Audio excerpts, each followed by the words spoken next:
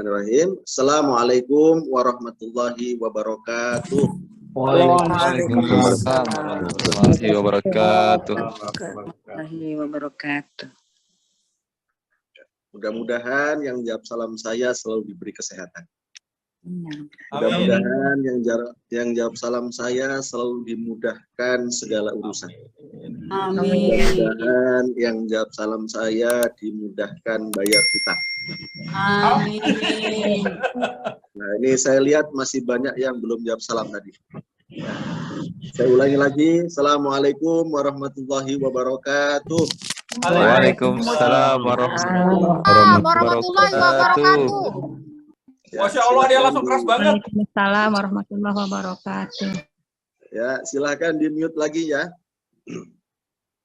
Alhamdulillah, nahmaduhu wa nasta'inuhu wa nastaghfiruh.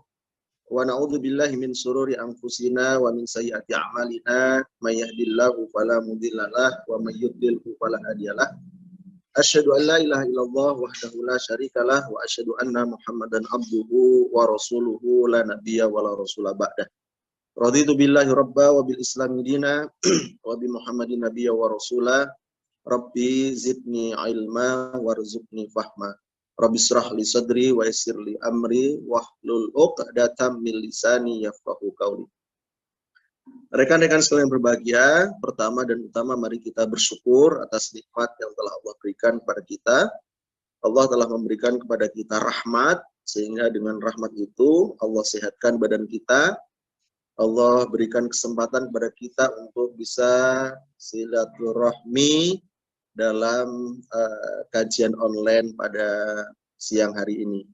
Mudah-mudahan niat kita silaturahmi, Allah akan meluaskan rezeki kita dan Allah akan memanjangkan umur kita. Ya. Yang dipanjangkan itu umur, bukan usia.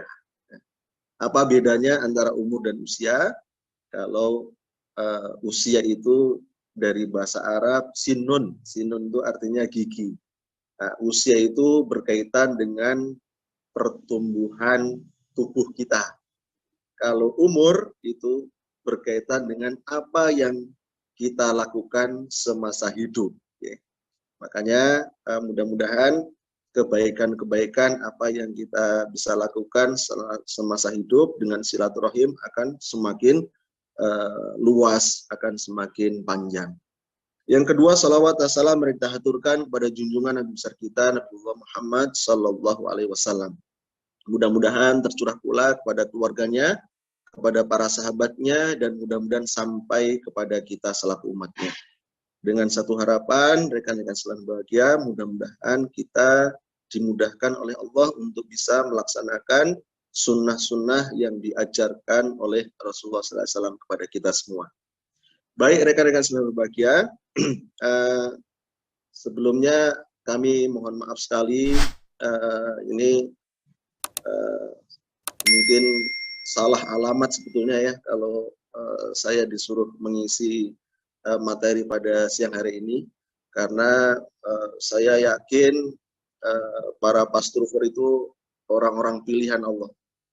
Para ustadz, para asatid, para ustadzah di daerahnya masing-masing, sehingga ketika kita mungkin menyampaikan sesuatu ya, kalau istilah Jawa itu nguyai segoro.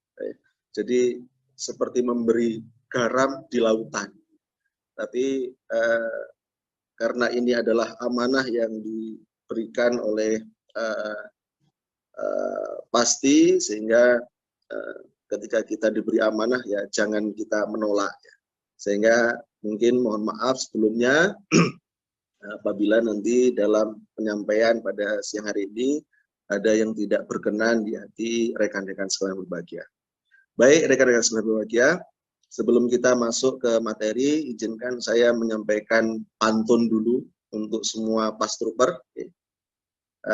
Mudah-mudahan dengan kita mencoba untuk menggali apa yang ada di masyarakat itu, kita bisa diterima oleh masyarakat.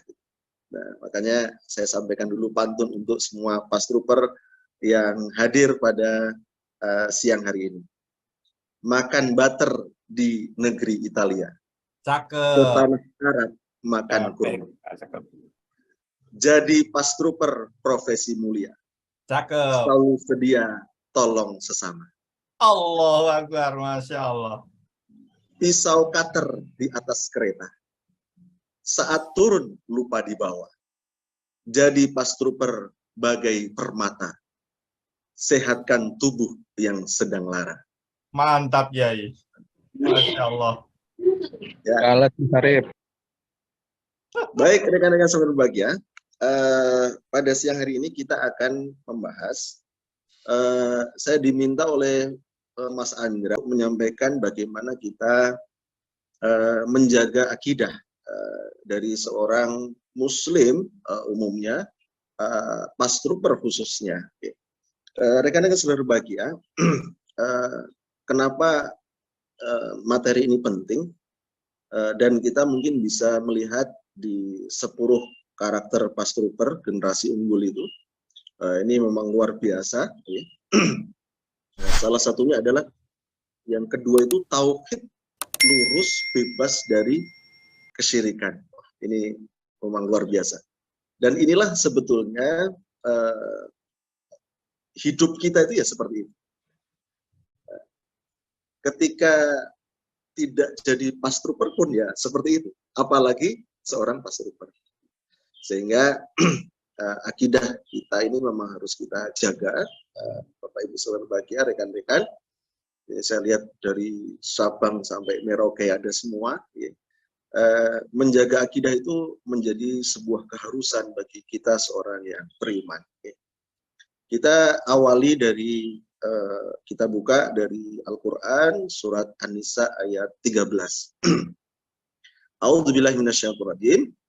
Wa may yuti'illaha wa rasulahu yudkhilhu jannatin tajri min tahtiha al-anhar khalidina fiha wa dzalikal fawzul 'adzim.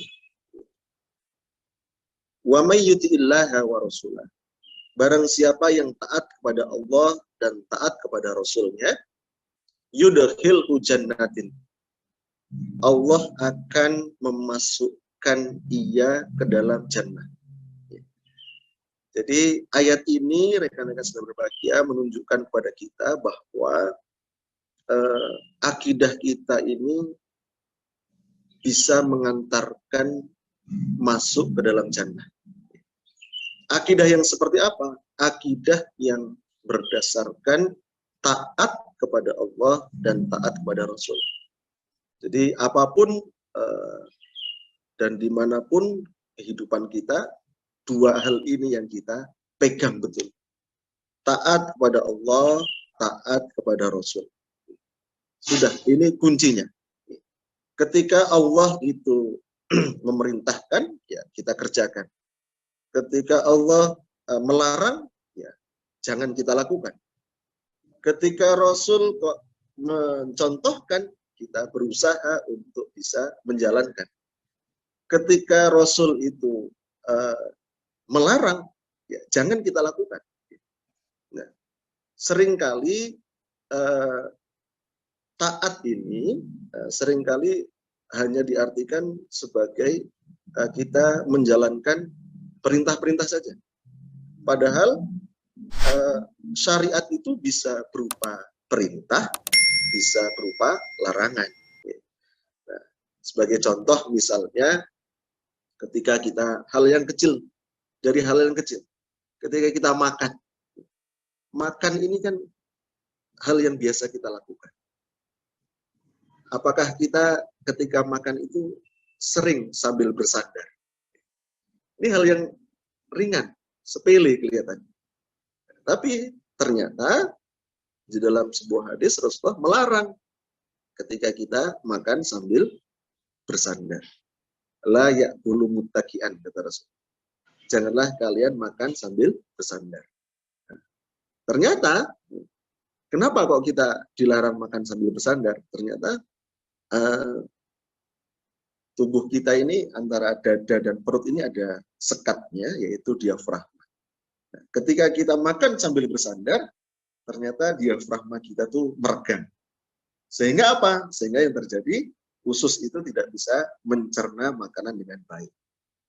Nah, makanya ketika usus tidak bisa mencerna makanan dengan baik, maka tentunya yang terjadi adalah gangguan-gangguan pada usus. Kemudian misalnya lagi, kemarin kebetulan baru kemarin saya menerima hasil penelitian dari seorang rekan kami. Beliau meneliti tentang hewan jalalah. Hewan jalalah itu apa sih? Rasulullah melarang loh dimakan hewan jalalah. Nah, Rasulullah SAW anil jalalah. Rasulullah SAW melarang kita makan hewan jalalah. Hewan jalalah itu apa? Hewan jalalah itu adalah hewan yang sengaja diberi makan dengan barang-barang yang najis. Saya ulangi. Hewan jalalah adalah hewan yang sengaja diberi makan dengan barang-barang yang najis. Misalnya ada empang ya, ada kalau Jawa blumbang, kemudian di situ ada ikan lele, ada ikan nila mungkin dan sebagainya. Kemudian di atasnya sengaja dikasih WC ya. Nah, itu ikan yang di dalam empang itu adalah hewan jalalah. Karena apa? Sengaja diberi makan dengan barang-barang yang najis. Meskipun ikan itu awalnya adalah zatnya halal. Tapi ketika sengaja diberi makan dengan barang-barang najis, menjadi jalalah. Jangan dimakan, kata Rasulullah. Termasuk ketika ada perikanan, kemudian dikasih bangkai ayam misalnya. Meskipun ikan itu awalnya adalah zatnya halal. Ya, tapi ketika ini suaranya monggo di mute dulu, jangan dimakan terus. Termasuk yang lainnya bisa ada monggo di mute dulu yang lain biar nggak mengganggu. Baik, saya teruskan. Ya, baik saya teruskan. Rekan saya tadi itu baru kemarin keluar hasil penelitiannya. Ternyata beliau meneliti tentang ikan yang dimakan, yang dikasih makanan barang yang najis. Ternyata setelah ikan itu dibeleh, kemudian diambil dagingnya, kemudian dilihat di mikroskop pembesaran 100.000 kali, ternyata hasilnya apa? Isinya bakteri semua. Masya Allah, begitu dahsyatnya ucapan Rasulullah SAW, meskipun beliau tidak belajar ilmu kedokteran, dia tidak belajar ilmu biologi, tidak belajar ilmu mikrobiologi, Masya Allah. Begitu memproteknya Rasulullah terhadap umatnya, terhadap hal-hal yang berbahaya. Nah, terus bagaimana ini kalau ikan sudah terlanjur seperti itu? Nah, caranya ditangkar dulu. Ditangkar dulu, diambil, taruh di ember atau di baskom gitu, dikasih makanan yang baik-baik dulu selama 3 hari. Nah, itu kemudian sudah tidak jadi jalalah lagi, sudah bisa dimakan. Ini contoh rekan-rekan semua berbahagia bagaimana dalam kehidupan kita sehari-hari kita harus taat kepada Allah dan Rasul. Karena inilah poin akidah itu di sini. Bagaimana kita memurnikan ketaatan kita kepada Allah. Bagaimana kita memurnikan ketaatan kita kepada Rasulullah SAW. Nah, di akhir ayat itu, An-Nisa ayat 13 itu, Allah sampaikan ketika kita sudah memurnikan ketaatan kita kepada Allah, ketaatan kita kepada Rasulullah, akan membawa kita ke jannah, dan Allah sampaikan wadzalikal fawzul adzim. Dan itulah kemenangan yang besar. Artinya apa? Akidah ini akan membawa kepada kemenangan yang besar. akidah ini akan menjadikan hidup kita ini mulia. Sehingga sebaliknya, ketika kita tidak memegang akidah dengan benar, tidak memegang akidah dengan baik, maka yang terjadi apa? Kekalahan. Rekan-rekan saudara berbahagia, ketika kita memegang betul akidah, bahwa kita meyakini Allah satu-satunya zat yang kita sembah, Allah satu-satunya zat yang kita ikuti, Allah satu-satunya zat yang kita taati. Dan kita meyakini bahwa Allah satu-satunya zat yang memberikan rizki kepada kita. Ini harus kita kuatkan betul. Sehingga kita sudah tidak ada kata-kata lagi ketika melihat saudara kita, teman-teman kita, ya, mungkin rezekinya itu lebih banyak dari kita. Enggak masalah. Karena apa? Yang memberi rezeki Allah. Mungkin kita sama-sama orang jualan bakso atau sama-sama pastrupernya, gitu. Atau sama-sama dokter, kok itu rezekinya banyak. Enggak apa-apa. Karena apa? Yang memberi rezeki adalah Allah.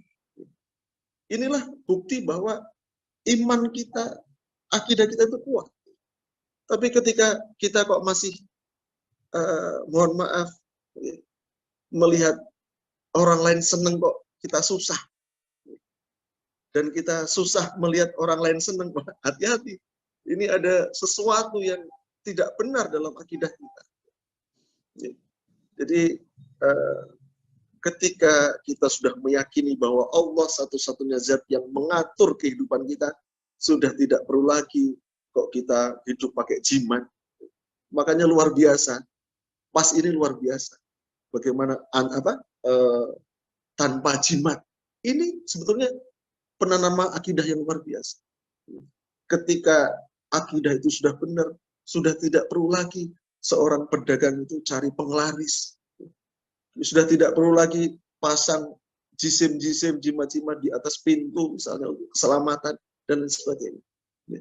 Sehingga rekan-rekan yang berbahagia, kita perlu bersyukur, kita dipertemukan dalam persaudaraan, dalam satu wadah PAZ ini. Ini luar biasa. Bagaimana kita berusaha untuk menjaga akidah kita. Rekan-rekan yang berbahagia, keimanan kita kepada Allah itu sungguh sangat mahal harganya. Bagaimana Allah menggambarkan kepada kita di dalam Al-Quran surat Ali Imran ayat 91.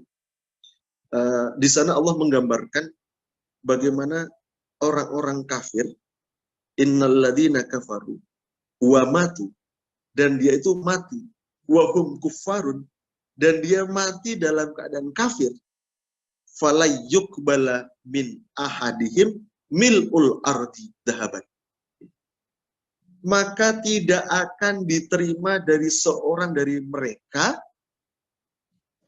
emas sebesar bumi, walawis tadabi, yang emas sebesar bumi itu untuk menebus dirinya. Bayangkan, emas sebesar bumi. Mungkin bagi ibu-ibu yang hadir tahu ya, sekarang emas harganya berapa? 1 gram 900 sampai 1 juta. Ini emas sebesar bumi. Bumi kita itu sangat-sangat luas sekali. Ketika kita ke Arab Saudi, kurang lebih dari Jakarta ke Jeddah 9.000 kilo kan. Saya ketika kemana, ke Eropa, ke Belanda, dari Jakarta ke Sipul itu kurang lebih 17.000 kilo. Saya paling jauh bepergian ke Toronto, ke Kanada, itu 32.000 kilo dari Jakarta, 28 jam. Itu masih bisa jauh lagi. Bayangkan, bumi kita itu sudah besarnya luar biasa, luasnya luar biasa. Ini kok emas sebesar bumi. Nggak bisa untuk menebus kekafiran. Artinya apa? Keimanan kita ini luar biasa, mahal harganya, nggak ternilai. Sehingga ini betul-betul harus kita pegang kuat betul nih keimanan kita. Keimanan kita kepada Allah, akidah kita ini harus betul-betul kuat. Apalagi kita nanti berhadapan dengan guru-guru kita, pasien kita ya. Kalau dokter pasien, ini guru-guru kita. Jadi ketika nanti kok kita berbuat sesuatu kemudian pasien kita itu sembuh, ini bukan karena kehebatan kita. Ini betul-betul karena apa? Karena Allah yang memang menentukan sembuh. Banyak rekan-rekan sekalian berbahagia ketika mohon maaf mungkin penanganannya sama. Ya, tadi di awal sudah disebutkan, dulu memang saya itu di awal-awal menjadi dokter 2004. Saya 2004 sampai 2010 itu hidupnya kayak robot. Betul-betul kayak robot. Karena apa? Karena begitu setelah subuh itu sudah ditunggu orang, sudah ngantri orang, sampai nanti selesai itu jam 11 malam, jam 12 malam. Itu tiap hari.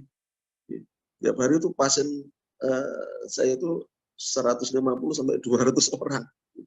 Dan itu tidak pernah libur. Hari Ahad pun terus. Kalau saya mau pergi ke rumah, pergi keluar rumah, pergi kemana, sebelum subuh harus sudah pergi. Karena kalau setelah subuh sudah banyak yang ngantri.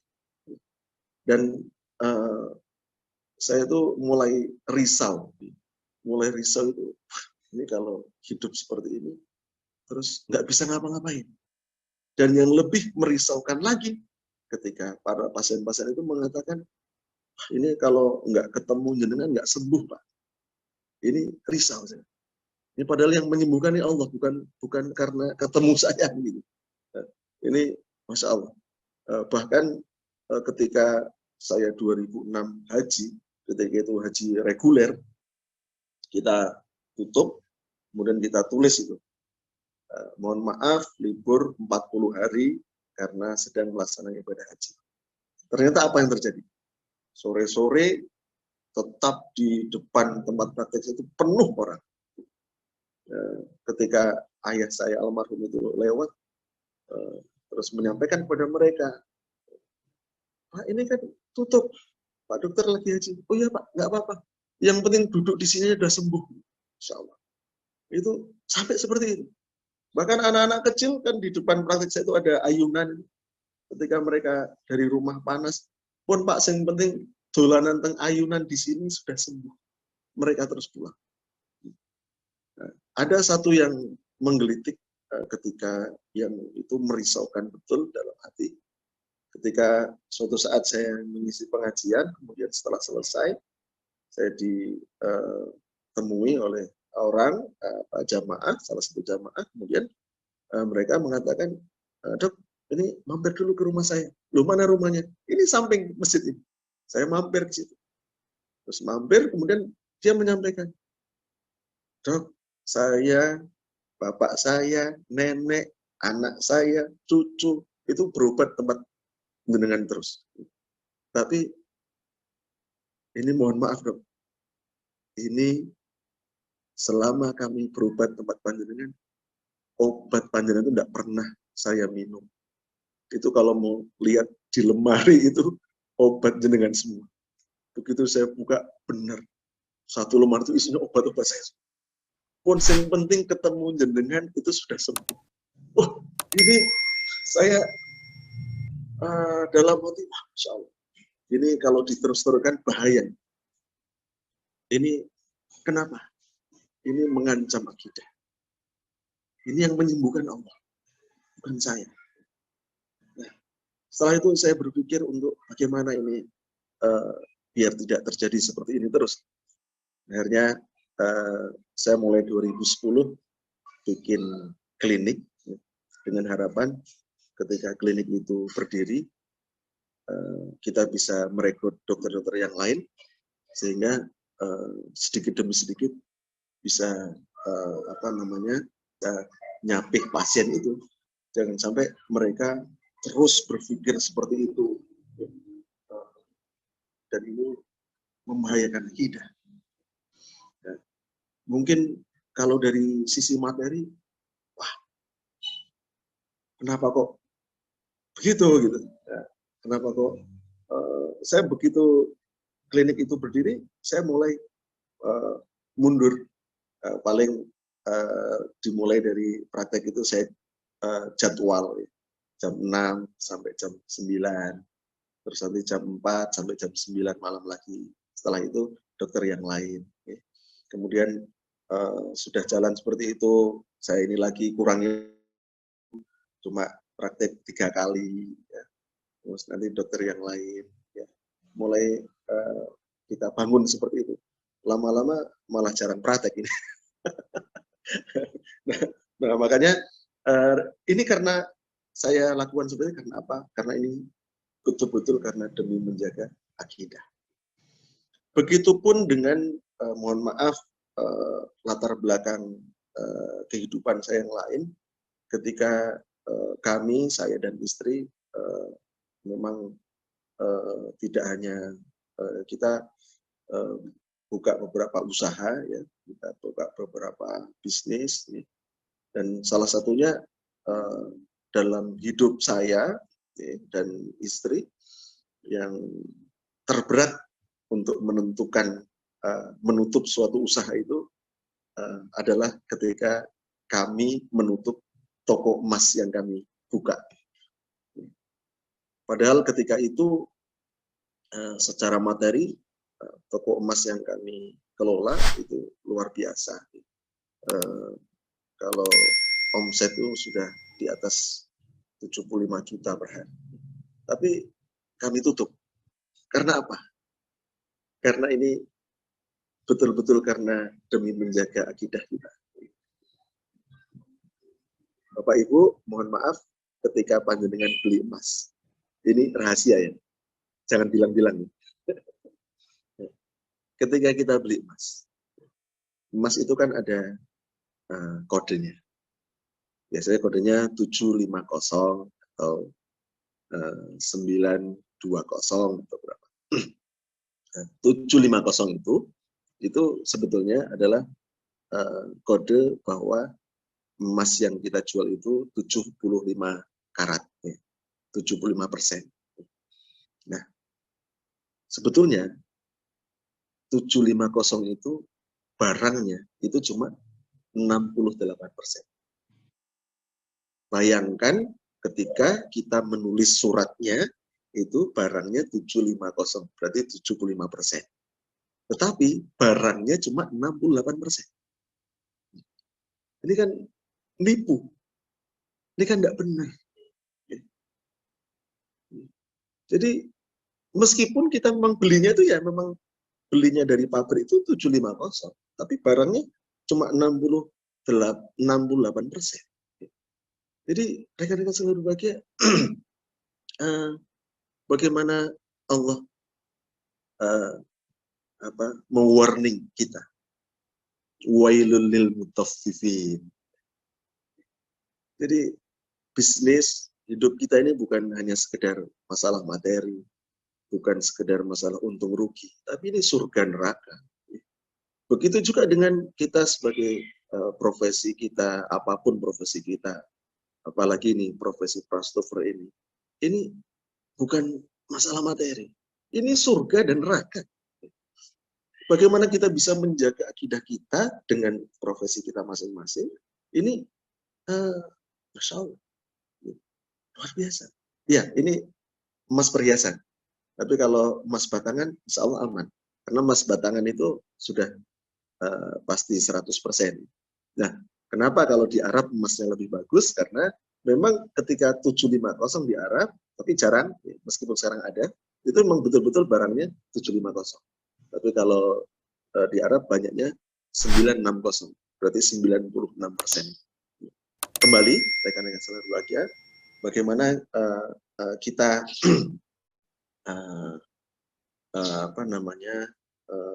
berusaha untuk menjaga cinta kita kepada Allah, cinta kita kepada Rasulullah, apa yang disampaikan di dalam syariat ya kita ikuti.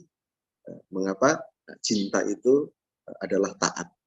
Makanya dalam Al-Imran ayat 31 Allah sampaikan, "Qul in kuntum tuhibbunallah fattabi'uni." Jika kamu mencintai Allah, ikutilah aku. Yuhibbukumullah wa yaghfir lakum dzunubakum. Ketika kamu sudah mencintai Allah, mengikuti Rasulullah, niscaya Allah akan mencintai kamu.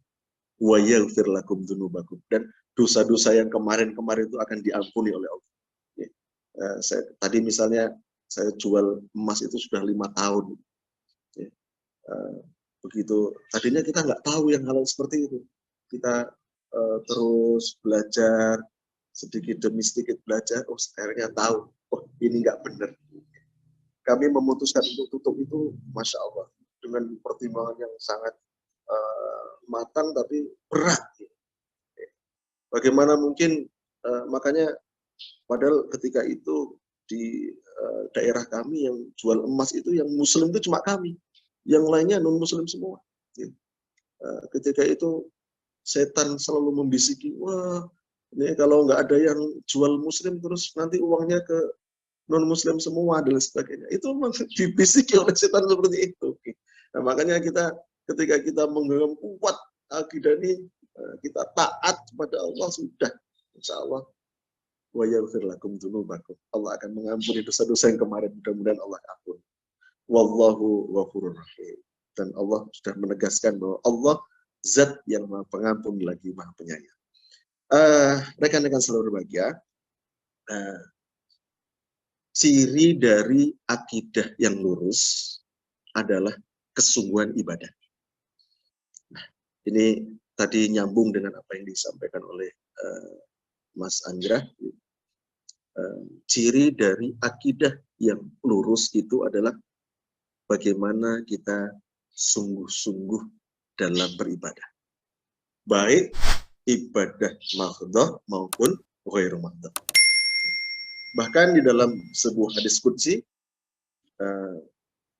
Allah berfirman, "Yabna Adam, wahai anak Adam, tafarragh li ibadati." Sungguh-sungguhlah kalian beribadah kepadaku. Amla qalbaka ghina. Niscaya aku akan penuhi hatimu itu dengan ghina, dengan kekayaan. Yang Allah kayakan itu hati kita, bukan harta kita. Kalau harta itu bisa habis. Tapi kalau yang dikayakan hati, nggak akan habis. Wa asyuda faqra. Dan apabila kamu mau sungguh-sungguh ibadah kepadaku, aku akan penuhi, akan aku tutup kefakiranmu. Kita itu fakir. Tidak bisa apa-apa. Ketika kita mau sungguh-sungguh ibadah, kefakiran kita akan ditutup oleh Allah.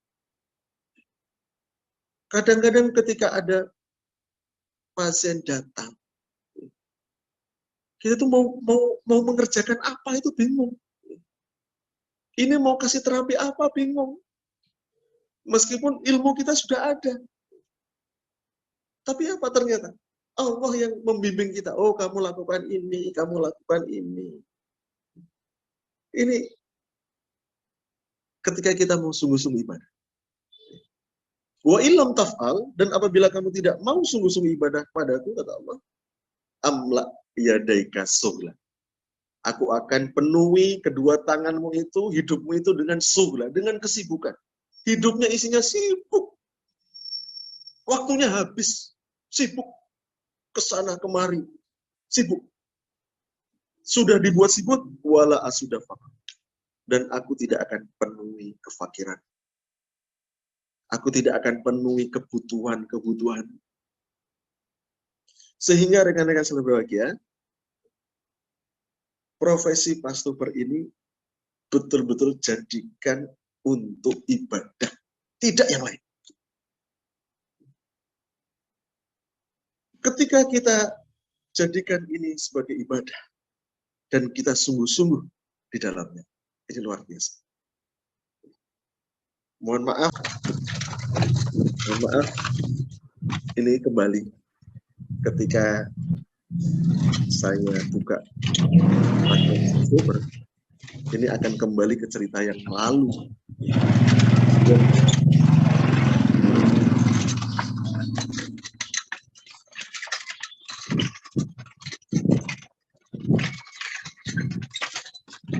Mohon maaf, Yai.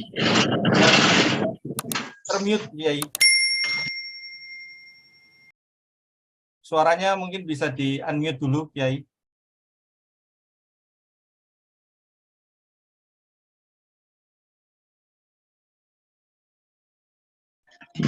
Ya, sudah bisa terdengar? Ampun. Ya. Baik, saya teruskan. Okay. Ini alasan saya kenapa saya terus terang tidak membuka secara umum praktek masturber. Okay. Karena kembali ketika saya buka praktek masturber, ini akan kembali ke cerita lama dulu. Okay. Ketika dulu buka kita praktek, kita ngasih obat saja seperti itu. Apalagi ini ketika praktek pas ini kan tanpa obat, tanpa operasi. Nah ini saya takut nanti sama terulang dengan cerita yang lalu. Makanya, tapi Masya Allah ilmu pas ini luar biasa.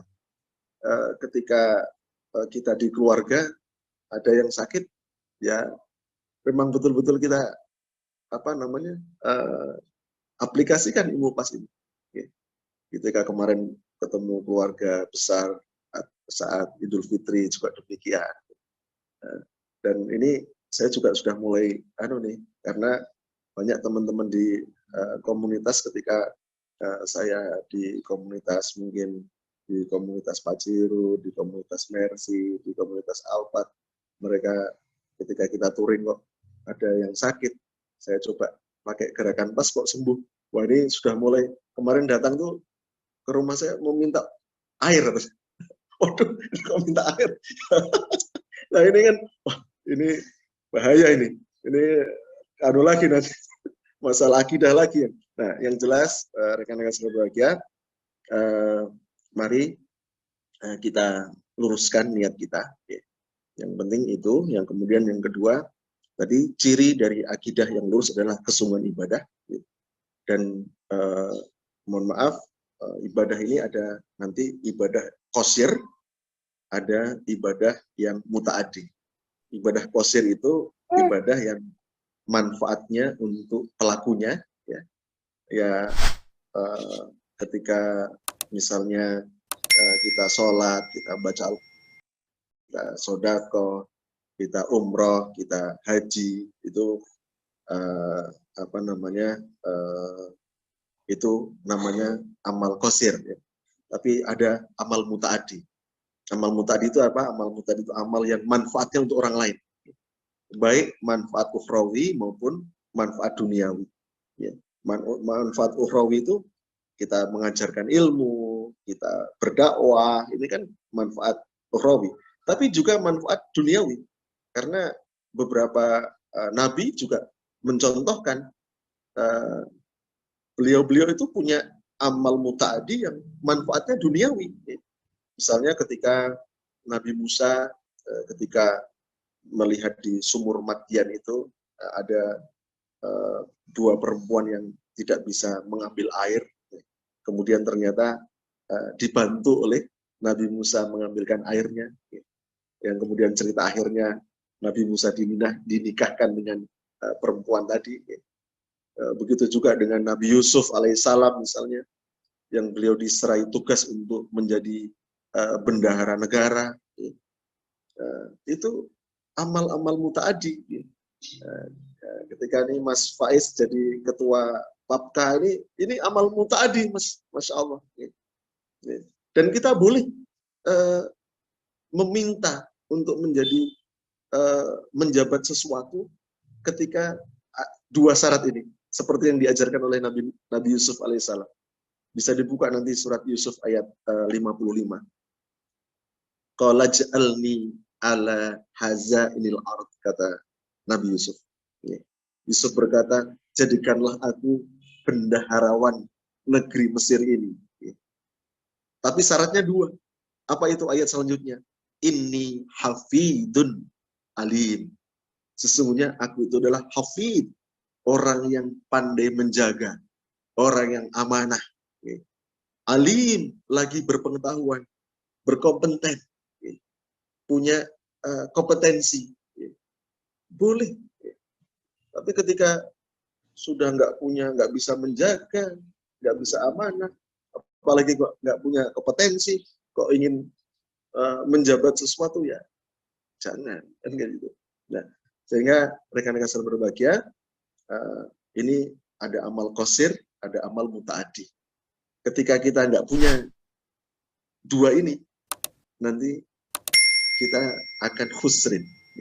Ketika ada kita hanya punya amal-amal qasir, kita puasa, kita sholat, kita baca Quran. Oke, itu bagus sekali. Tapi kita tingkatkan, kita punya amal-amal yang mutaaddi, yang ini manfaatnya untuk orang lain. Dan Masya Allah, wasilah ilmu pas ini bisa dijadikan untuk kita punya amal mutaaddi yang manfaatnya untuk orang lain. Makanya kemarin ada pertanyaan, terus lebih bagus mana antara amal qasir sama amal mutaaddi? Ketika ditanya seperti itu, dua-duanya bagus. Kita rujukannya pada surat Al-Asr itu. Wal asr. Innal insana lafi khusrin. Sesungguhnya manusia itu berada dalam segala macam kerugian, berbagai macam kerugian. Khusrin itu kan kalau dalam bahasa Arab kan isim nakirah, yang artinya berbagai macam. Berbagai macam kerugian ketika apa? Kecuali illal ladzina amanu wa amilus sholihat. Itu amal qasir. Amal muta'addinya apa? Wa tawassaw bil haqq wa tawassaw bis sabr. Ketika kita mau saling menasihati dalam kebenaran dan kesabaran, itu amal muta'addi. Sehingga kalau kita tidak punya dua-duanya, kita akan menjadi manusia yang merugi. Kita akan mendapatkan berbagai macam kerugian. Ya, makanya tapi harus dilihat ini harus didahulukan yang mana antara qasir dan muta'addi, ini kita juga harus seimbang. Dan kata Ibnul Qayyim itu mengatakan ibadah yang paling afdal itu adalah amal yang dilakukan karena ridha Allah dengan memperhatikan waktu dan keutamaannya. Kata Imam Ibnul Qayyim mengatakan seperti itu. Contohnya gini, misalnya membaca Al-Quran itu kan bagus. Sholat sunnah itu bagus. Ketika kita sedang membaca Al-Quran di rumah, kemudian ada tamu yang datang, apakah kita akan tetap membaca Al-Quran? Kan enggak. Nah, ketika kok kita lagi membaca Al-Quran, kemudian ada tamu yang datang, berarti yang didahulukan ya kita menerima tamu. Nah, ini amal muta'addi.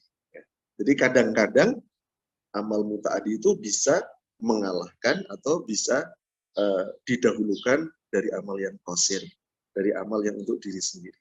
Sehingga rekan-rekan yang berbahagia, sekali lagi mudah-mudahan tadi ciri akidah yang lurus adalah ibadah yang berkualitas, ya, ibadah yang benar, ya, dan ibadah itu bisa tadi untuk diri sendiri dan untuk orang lain. Ya. Kemudian yang terakhir, tentunya dalam kehidupan kita itu tidak bisa lepas dari fitnah. Ya. Apapun profesi kita, apapun sosial ekonomi kita, dimanapun kita berada, pasti tidak bisa lepas dari fitnah, yang namanya fitnah.